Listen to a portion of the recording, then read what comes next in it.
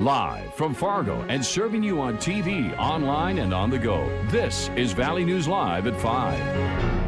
There are disturbing details emerging in the disappearance of a Moorhead teenager, and we want to warn you what police are telling us is graphic and may be disturbing to some viewers. Court documents filed this morning state 27-year-old Ethan Broad is now officially charged with second-degree murder in the death of 19-year-old Destiny Avery. She's been missing since April 3rd and was last known to be living with Broad. Police say he initially told them he had not seen Avery since April 4th, but in a follow-up interview, police say Broad told them Avery was dead. Court documents state Broad admitted to dismembering Avery's body in his garage in the 1300 block of 28th Avenue South and then throwing her body in the apartment dumpsters. Broad originally said another person was responsible for killing Avery by hitting her over the head with a lead pipe and then cutting her throat with a knife in his apartment bathroom. Court documents say Broad later admitted to police that he was responsible for both killing and dismembering Avery, but claims it was done in self-defense. Surveillance video shows Broad dragging a blue tote from the apartment building to the garage. We spoke with Avery's family this morning, and they say although they are heartbroken, they're relieved in a way to know what happened to their daughter. They're hoping Avery's body is found so she can be laid to rest and the family can have closure. New at 5, a Minnesota man is being treated for serious injuries in Fargo after an ATV crash in Hubbard County. The sheriff says deputies found a man laying in a ditch with extensive facial injuries yesterday afternoon. They say it appears he crashed into a driveway approach and went airborne. 31-year-old Taylor Sells of Bemidji was airlifted to Fargo. Sanford Health in Fargo is now using a new experimental treatment on patients who are critically ill with COVID-19. Blood plasma therapy transfusion works by taking blood plasma from a recovered COVID-19 patient and injecting it into a severely ill patient. The new procedure hopes to lessen the harsh symptoms some people experience.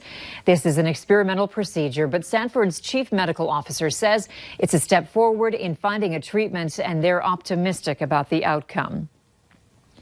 North Dakota is reporting 3 new deaths from the coronavirus, bringing the total to 13. There are now 627 positive cases in the state. 17 people are currently in the hospital. And here are the specifics about that outbreak at LM Wind Power in Grand Forks.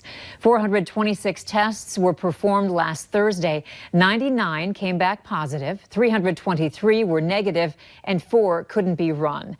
There were also 29 positive tests from outside the testing event at the plant, bringing the total number of positive cases associated with LM Wind Power to 128.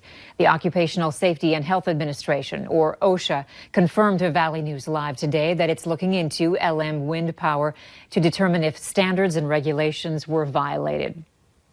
And in Minnesota, 9 new deaths from the virus. That brings the death toll to 143.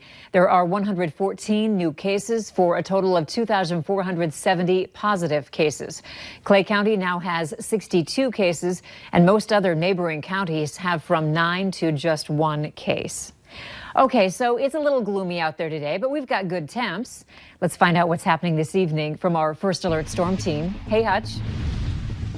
Thanks so much, Andrea. We do have passing showers across the valley. As we take a quick look at that radar, some of us seeing snow showers. Places like Foston reporting snow. Grand Forks, some flakes I saw on the DOT camera there. So hit and miss showers of snow on this unsettled Monday afternoon. A closer look into Grand Forks showing areas of sprinkles of rain and flurries of snow in Grand Forks County. So passing showers for our northern and eastern counties. Look at the blue. That's where temperatures are cool. Wow, 36 degrees in Baudette, 49 in Jamestown, but 62 in Aberdeen. Here's a peek at your planner for this evening, as temperatures are going to stay on the cool side. We'll dip down into the 30s by bedtime. It does look like more unsettled weather in our forecast both tonight and tomorrow, Andrea. While Grand Forks dips into the 20s, I expect our temperatures tomorrow to be all over the board. hit and miss showers in the forecast as well, and we'll time it all out for you here in just a few minutes. All right, thanks, Hutch. Windy, dry weather isn't a good mix with open fires, and that's where we're at right now. Cass County Emergency Management is reminding people that you must notify Red River Regional Dispatch before starting an open fire. It'll help eliminate unnecessary fire department call-outs to controlled agriculture burns. The number to call is 451-7660, and again, call it before starting a fire. There are also red flag warnings in south central and southwestern North Dakota. In today's Schemes and Ripoffs, the U.S. Attorney's Office is warning taxpayers to watch out for scam artists trying to use the COVID-19 economic impact payments as a way to steal personal information and money. People whose checks aren't being automatically deposited are most at risk. Just remember, the IRS will never call, text, or email you about your stimulus check status. Don't give out any personal information. Bobcat Manufacturing in North Dakota is back open today after suspending operations 2 weeks ago. Employees at the company's Gwinner, Wahpeton, and Bismarck locations are being provided with gloves, face masks, and face shields. Temperatures will also be taken before employees can start working for the day. Bobcat is also making these face shields and is working with long-term care centers across the state to start distributing the shields later this week. The city of Moorhead isn't wasting much time reopening golf courses after Governor Tim Walz gave the go-ahead a few days ago, so get ready to swing. Both the Meadows and Village Green public golf courses open tomorrow at 10 a.m. But as you can imagine, there are some COVID-19 related rules this year. Among them, only one customer allowed in the clubhouses at a time. Credit and debit cards will be the only payment option available.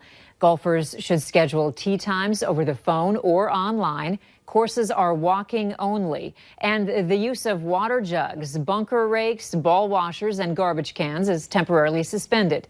Food and beverage services are suspended, and there's no alcohol allowed on the courses. You can find out more on the city's website.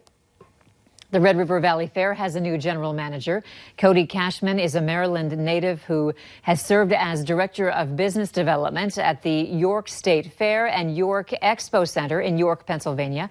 He starts his North Dakota gig on May 1st and will oversee the Red River Valley Fair, the Big Iron Farm Show, and other events throughout the year.